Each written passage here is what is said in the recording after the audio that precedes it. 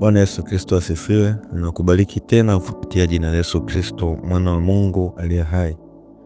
Nabii Ebo Noah ambaye alikuwa ametabiri tarehe 25 Disemba mwaka huu kuwa ni mwisho wa dunia. Sasa leo hii tupo tarehe 26 na bado jua ni kali na hatujaona dalili ya mvua zozote, lakini taarifa mpya ni kwamba atangaza baada ya kukamatwa kipindi kile.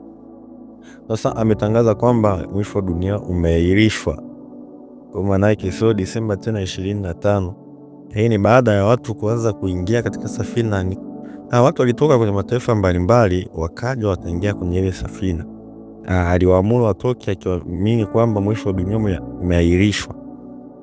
Kwa hiyo watu wameshuka, wametoka kweli kwenye ile safina baada ya kuwatangazia kwamba mwisho wa dunia tayari umefanya nini? Umeahirishwa.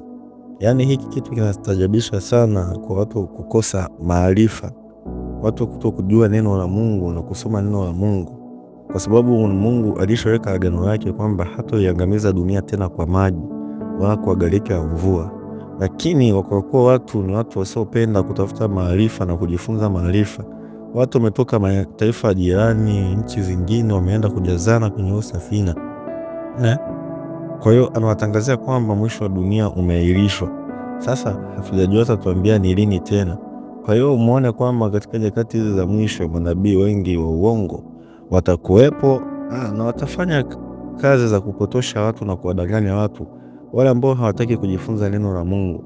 Kwa hiyo sasa aliutangazia ulimwengu kwamba 25 Disemba ni maangamizo kwa gharika.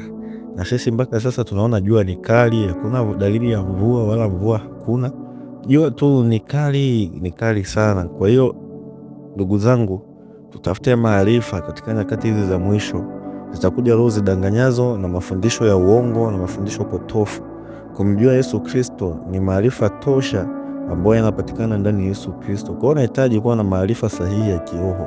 Kwa hiyo sasa hilo zoezi lake limeshindikana. Amewatangazia watu washuke kwenye hiyo safina warudi makwao, kwa maana mwisho wa dunia umeahirishwa. Kwa hiyo unaweza ukaona tupo katika nyakati ambazo vituko ni vingi sana, manabii wa uongo ni wengi sana.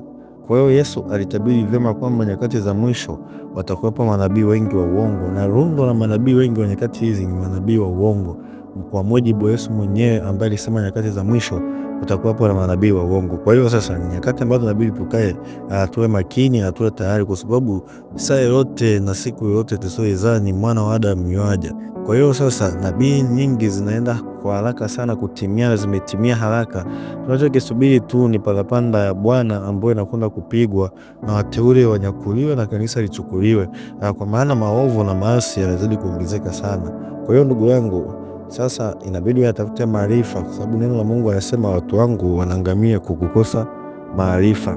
Kwa hiyo Ebo Noah nabii huyo amewaamuru watu washuke kwenye safina kwamba mwisho wa dunia umeahirishwa. Mimi na wewe hatumhukumu. Je, nani ajuaye? Hukumu ipo kwa Mungu. Kwa hiyo sisi tuwaambie watu ukweli tu, lakini hukumu tumwachie Mungu. Kwa hiyo nawabariki kupitia jina la Yesu Kristo, mwana wa Mungu aliye hai.